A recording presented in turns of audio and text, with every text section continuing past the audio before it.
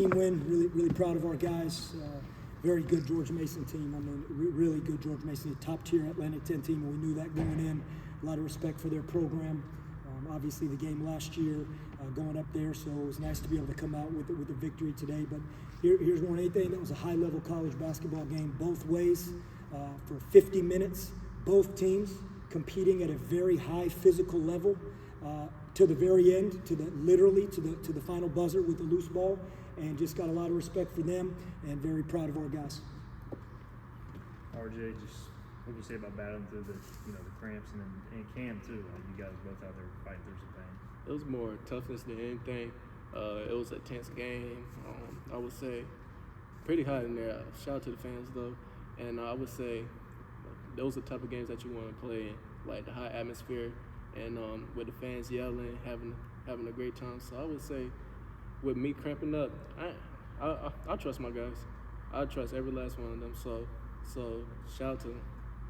Those 5-10 minutes, like what's kind of your mindset on the sideline trying to get back in the game, knowing that they're gonna? It wasn't me on the sideline. I wasn't worried about nothing because I trust those guys.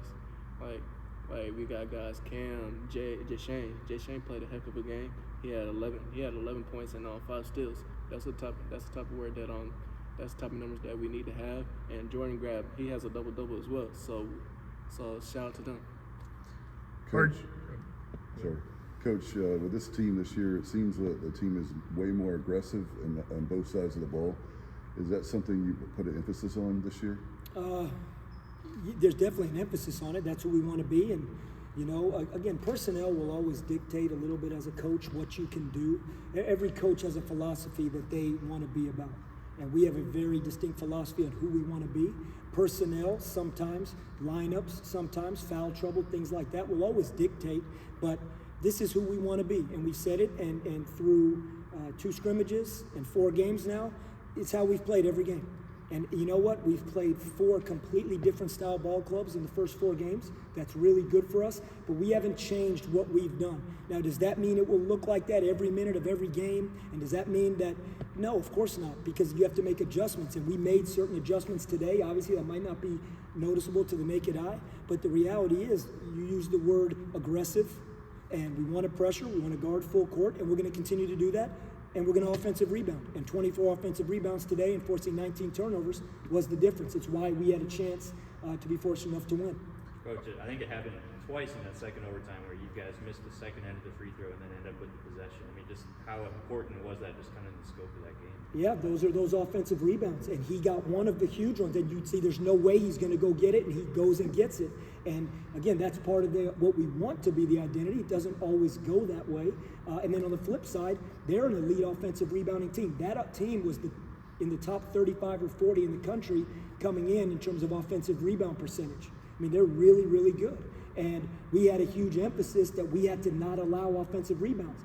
They put 2 bigs in. I thought it was a great move by their coach to put 2 bigs in, and they got a big offensive rebound. But to be able to keep it at 11 offensive rebounds, that was big. I thought our guys stepped up and really tried to execute what they knew was important. RJ, early in the second half, you guys were really struggling. Despite getting good looks, the shots just weren't falling. Did you have to tell anything to the guys, hey, don't worry about it, or just because it didn't seem like the demeanor changed offensively and then they fell at the end? Stay aggressive, Keisha. They're gonna drop. We're gonna go get it and get the offensive rebound, and we're gonna get it. I got a whole lot of faith in what Coach say and my teammates. RJ, how about when you're going into overtime and when you're going into double overtime? What are you and the guys saying in the huddle before those periods as the game extends?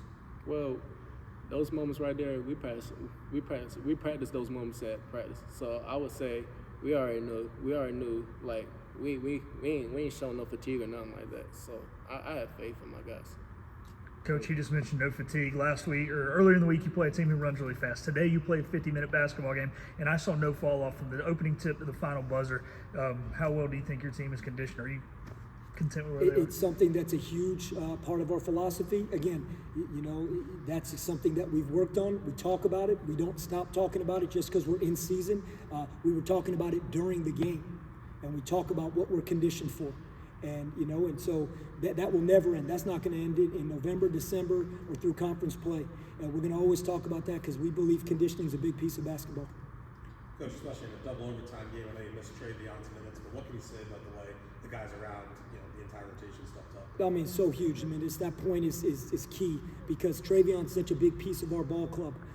Both what he does, excuse me, physically, mentally, his voice, his IQ, and his effort. You know, Trayvion's it would have been another guy out there playing as hard as he was playing, or Jay Shane, or Jordan Riley, or CJ, or any of the guys in terms of he's one of our leading offensive rebounders. So we were down him, but guys stepped up. Obviously, minutes went up.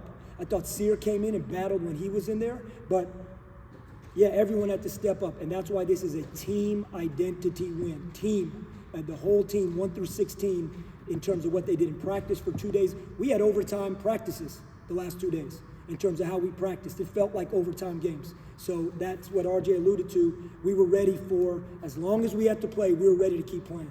Tom, one more. Coach, what was the exchange for the Jordan Mason bench? What kind of Just intensity. I think just normal intensity that comes with a game like that. I think they're a great program. He's a great coach. Just normal intensity, players, coaches, nothing more. All right. Thanks, guys. Thank you.